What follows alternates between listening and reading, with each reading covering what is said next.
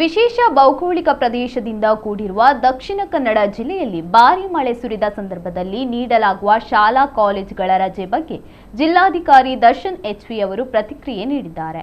ಸುದ್ದಿಗೋಷ್ಠಿಯಲ್ಲಿ ಮಾತನಾಡಿದ ಅವರು, ಭಾರೀ ಮಳೆಗಾಲದಲ್ಲಿ ಶಾಲಾ ಮಕ್ಕಳಿಗೆ ರಜೆ ಕೊಡಲಾಗುತ್ತದೆ. ಸಾಮಾನ್ಯವಾಗಿ ಮುಂಚಿತವಾಗಿಯೇ ರೆಡ್ ಅಲರ್ಟ್ ಘೋಷಣೆ ಆಗಿದ್ದಲ್ಲಿ ಜಿಲ್ಲಾಡಳಿತವೇ ಮುಂಚಿತವಾಗಿ ಶಾಲಾ ಕಾಲೇಜುಗಳಿಗೆ ರಜೆ ಘೋಷಿಸಲಿದೆ. ಕೆಲವೊಮ್ಮೆ ಮಳೆ ವಿಷಯ ತಡವಾಗಿ ಗೊತ್ತಾದಲ್ಲಿ ಆದಷ್ಟು ಬೇಗನೆ ಆಯಾ ತಾಲೂಕಿನ ತಹಶೀಲ್ದಾರ್ಗಳೇ ರಜೆ ಘೋಷಿಸುವುದಕ್ಕೂ ಸೂಚಿಸಲಾಗಿದೆ ಎಂದು ಜಿಲ್ಲಾಧಿಕಾರಿ ಹೇಳಿದ್ದಾರೆ. ಇನ್ನು ಜಲಸಿರಿ ಅಥವಾ ಒಳಚರಂಡಿ ಕಾಮಗಾರಿ ಸಂಬಂಧ ಮಳೆಗಾಲದಲ್ಲಿ ಮುಂದಿನ 2.5 ತಿಂಗಳ ಅವಧಿಯಲ್ಲಿ ಹೊಸ ಗುಂಡಿ ಅಗೆಯುವುದು ಅಥವಾ ರಸ್ತೆ ಅಗೆತ ಕಾರ್ಯಕ್ಕೆ ಅವಕಾಶ ಇಲ್ಲ. ದಕ್ಷಿಣ ಕನ್ನಡ ಜಿಲ್ಲೆಯಲ್ಲಿ ಒಟ್ಟು 92 ಪ್ರವಾಹ ಪೀಡಿತ ಪ್ರದೇಶಗಳು ಇದ್ದು, ಇವುಗಳನ್ನು ಗುರುತಿಸಲಾಗಿದ್ದು, ಇಲ್ಲಿ ಮಳೆಗಾಲದ ಸಂದರ್ಭ ಗರಿಷ್ಠ ಎಚ್ಚರಿಕೆ ವಹಿಸಿಕೊಳ್ಳಲಾಗುತ್ತದೆ ಎಂದರು. ಕಳೆದ ಸಾಲಿನಲ್ಲಿ ನಾವು ಜಾಸ್ತಿ ಕರೆಗಳೆಲ್ಲ ಬರ್ತಿರ್ಬೇಕಾದ್ರೆ ಮತ್ತೆ ಒಂದೊಂದು ತಾಲೂಕಲ್ಲಿ ಜಾಸ್ತಿ ಮತ್ತೊಂದು ತಾಲೂಕಲ್ಲಿ ಕಡಿಮೆ ಮಳೆ ಆಗಿರೋದ್ರಿಂದ ತಹಸೀಲ್ದಾರ್ ಹಂತದಲ್ಲಿ ನಾವು ಮಕ್ಕಳಿಗೆ ಶಾಲಾ ರಜೆ ಘೋಷಣೆ ಇದನ್ನ ಕೊಟ್ಟಿದ್ವಿ. ಈ ವರ್ಷನೂ ಕೂಡ ಅವಶ್ಯಕತೆ ಬಿದ್ರೆ ನಾವು ತಹಸೀಲ್ದಾರ್ ಹಂತದಲ್ಲೇನೆ ಶಾಲೆ ಘೋಷಣೆ ಮಾಡೋದಕ್ಕೂ ಕೂಡ ನಾವು ಅವಕಾಶ ಕೊಟ್ಟು ಮಾಡ್ತೀವಿ. ಜಿಲ್ಲಾ ಹಂತದಲ್ಲಿ ಇಡೀ ಎಲ್ಲಾ ಜಿಲ್ಲೆಗೆ ಕೊಡೋದಾದ್ರೆ ನಮ್ಮಿಂದ ಆಗುತ್ತೆ. ತಾಲೂಕ್ ಹಂತದಲ್ಲಿ ಕೊಡೋದಾದ್ರೆ ನಾನು ಅಥವಾ ತಹಸೀಲ್ದಾರ್ ವತಿಯಿಂದನೂ ಕೂಡ ಕೊಡೋದಕ್ಕೆ ನಾವು ಇದು ಮಾಡ್ತೀವಿ.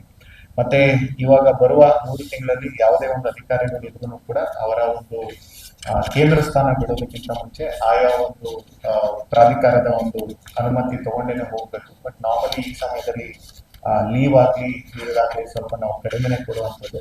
ಮತ್ತೆ ಶನಿವಾರ ಆಗ್ಲಿ ಭಾನುವಾರ ಆಗ್ಲಿ ಅಥವಾ ಎಂಥದೇ ಸಾರ್ವಜನಿಕ ರಜಾ ದಿನಗಳಲ್ಲೂ ಕೂಡ ನಾವೆಲ್ಲರೂ ಕಾರ್ಯಪ್ರವೃತ್ತರಾಗಿ ಇದ್ದೇ ಇರ್ತೀವಿ ಅಂತ ಕೂಡ ಇಲ್ಲಿ ಹೇಳೋದಕ್ಕೆ ನಾನು ಇಷ್ಟಪಡ್ತೀನಿ.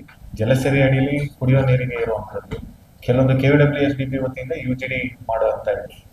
2 ವರ್ಕ್ಸ್ ಕೂಡ ಈ ಮಳೆಗಾಲದ ಸಮಯದಲ್ಲಿ ಹೊಸದಾಗಿ ಯಾವುದು ಗುಂಡಿ ತೋಡೋದಾಗ್ಲಿ ಇರೋ ರಸ್ತೆನ ಮಾಡೋದಾಗ್ಲಿ ಮಾಡಬಾರ್ದು ಅಂತ ನಾವು ಈಗಾಗಲೇ ನಿರ್ದೇಶನ ನೀಡಿದ್ವಿ.